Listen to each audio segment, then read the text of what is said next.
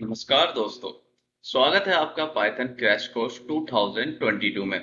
आज की इस वीडियो में हम जानेंगे कि हमारे पाइथन में कंपैरिजन ऑपरेटर्स क्या होते हैं और कंडीशनल स्टेटमेंट्स क्या होती है। तो चलिए वीडियो को स्टार्ट करते हैं। तो चलिए देखते हैं हमारे कंपैरिजन ऑपरेटर्स क्या होते हैं। तो सिंपली आप अपना कमांड प्रॉम्प्ट ओपन कीजिए और यहाँ पर आपको पाइथन में एंटर करना है। पाइथन में एंटर करने के लिए सिंपली यहाँ पर लिखिए python पाइथन और एंटर प्रेस कीजिए। जैसा कि आप यहाँ देख सकते हैं हमारा कमांड प्रॉम्प्ट एकदम हमारे पाइथन में खुल चुका है। तो मैं आपको बता देता हूँ कि हमारे कंपैरिजन ऑपरेटर्स 6 तरीके के होते हैं। तो चलिए देखते हैं।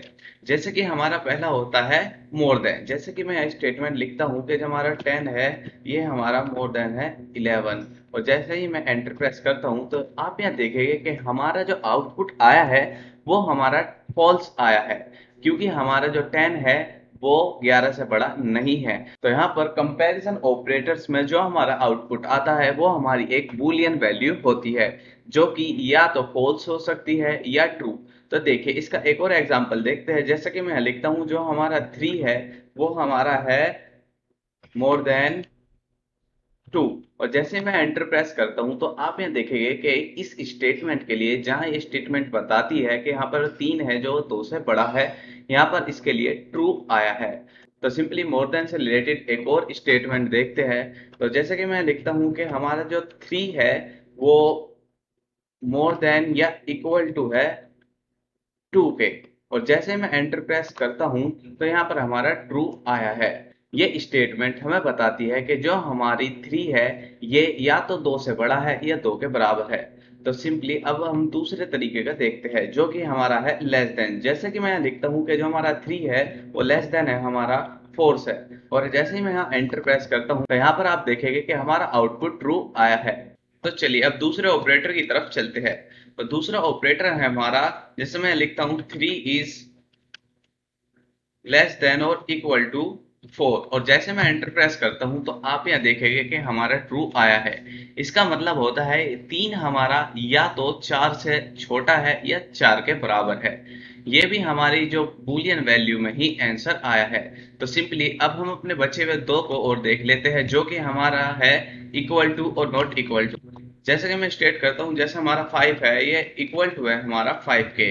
और जैसे मैं एंटर प्रेस करता हूं तो हमारा आउटपुट ट्रू में आता है, क्योंकि यहाँ पर 5 हमारा इस 5 के इक्वल है।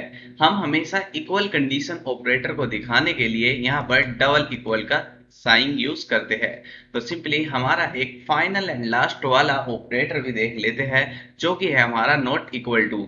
जैसे कि मैं लिखता हूँ कि जो हमारा 5 है नॉट इक्वल टू लिखने के लिए यहाँ पर हम अपना एक्सक्लेमेशन मार्क लगाते हैं और एक इक्वल टू मार्क्स लगाते हैं। और जैसे मैं लिखता हूँ 5 और एंटर प्रेस करता हूँ तो यहाँ पे यहाँ देखेंगे कि हमारा जो आउटपुट आया है वो फॉल्स आया है, जो कि एक बूलियन वैल्यू है। यहाँ पर हमने लिखा है जो हमारा 5 है वो 5 के बराबर नहीं है, जो कि एक फॉल्स है। तो यहाँ पर इसने हमें फॉल्स आउटपुट दिया है। तो चलिए जैसा कि अब हमने अपने कंपैरिजन ऑपरेटर्स के बारे में जान लिया है, तो अब हम अपने कंडीशनल स्टेटमेंट के बारे में जानते हैं। तो कंडीशनल स्टेटमेंट को जानने के लिए सिंपली आप अपने विजुअल स्टूडियो कोड एडिटर को ओपन कीजिए। तो देखिए यहाँ पर हमारा visual studio code editor open हो चुका है। तो सिंपली अब जल्दी से देखते हैं हम अपने कंडीशनल स्टेटमेंट के बारे में। हमारा कंडीशनल स्टेटमेंट हमें कंडीशन देने के लिए बहुत हेल्प करता है। जैसे कि हम यहाँ पर एक वेदर डिपार्टमेंट के लिए एक सॉफ्टवेयर बताते हैं जो कि लोगों को बताता है कि इतने डिग्री सेल्सियस पर आपको क्या करना है।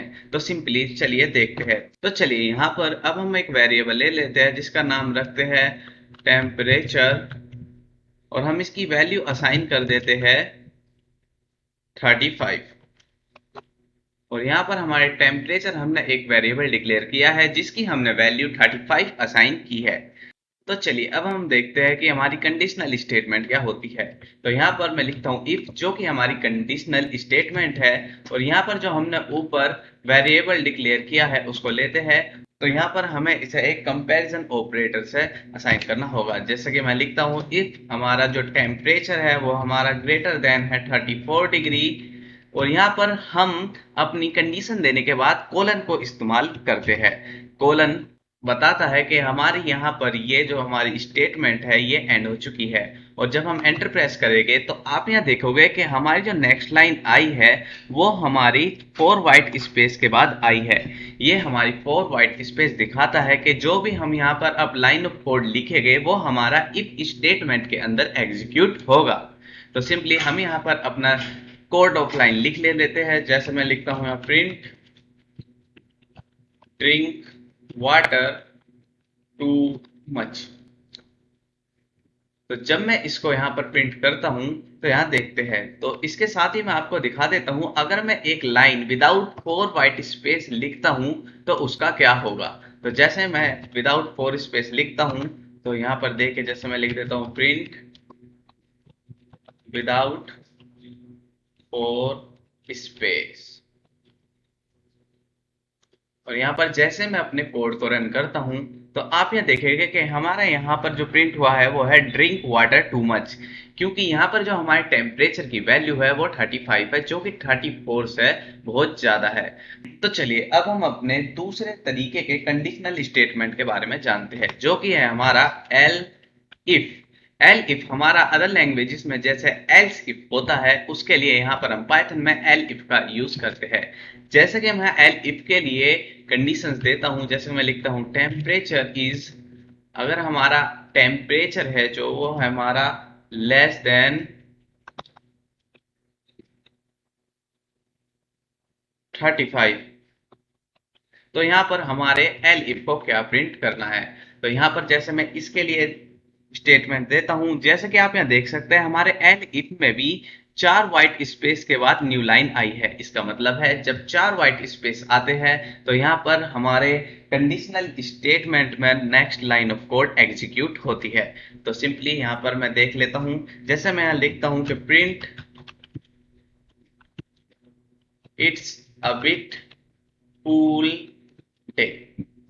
तो यहाँ पर मैं अपनी एल इफ स्टेटमेंट को ट्रू करने के लिए यहाँ पर अपने टेम्परेचर की वैल्यू को थोड़ा चेंज कर देता हूँ। यहाँ पर मैं लिख देता हूँ 33, और जैसे ही मैं कोड को रन करता हूँ तो आप यहाँ देखेंगे कि हमारा जो नया आउटपुट आया है वो है it's a bit cool day. यहाँ पर हमारे प्रोग्राम ने पहले इफ को चेक किया कि हमारी जो इफ की कंडीशंस है वे सेटिस्फाई करती है या नहीं। उसके बाद यहाँ पर हमारे कोड ने एल इफ की कंडीशन को जस्टिफाई किया जो कि यहाँ पर इसको ट्रू मिली, तो इसलिए यहाँ पर इसने it's a bit cool day print किया है। तो यहाँ पर हम अपने तीसरे तरीके के कंडीशनल स्टेटमेंट को देखते हैं जो कि है हमारा एल्स। तो यहाँ पर सिंपली मैं लिख देता हूँ एल्स। यहाँ पर हमें एल्स को लिखने के बाद हमें किसी भी तरीके की कंडीशन देने की जरूरत नहीं पड़ती। सिंपली हम यहाँ पर एक कोलन यूज करते हैं और यहाँ पर अपनी नेक्स्ट लाइन लिखते हैं। इसका मतलब होता है अगर हमारा जो प्रोग्राम है वो इफ की स्टेटमेंट को जस्टिफाई नहीं करता, एल इफ की स्टेटमेंट को भी जस्टिफाई नहीं करता, तो यहाँ पर हमारा एल्स में जो भी है वो प्रिंट हो जाएगा। जैसे कि मैं लिख सकता हूँ print our program is dead। और जैसे मैं आपको कोड को रन करके दिखाता हूं उससे पहले मैं अपनी पहली दोनों कंडीशनल स्टेटमेंट को पॉज करने के लिए यहां पर टेम्परेचर की वैल्यू में थोड़ा चेंज करता हूं। देखिए यहाँ पर मैंने अपनी थोड़ी वैल्यूज को चेंज कर दिया है, जैसे कि मैंने टेम्परेचर की वैल्यू कर दिया 34, और पहली स्टेटमेंट को पॉज सिद्ध करने के लिए यहाँ पर मैंने इसकी वैल्यू 35 और यहाँ पर 33 कर दी है।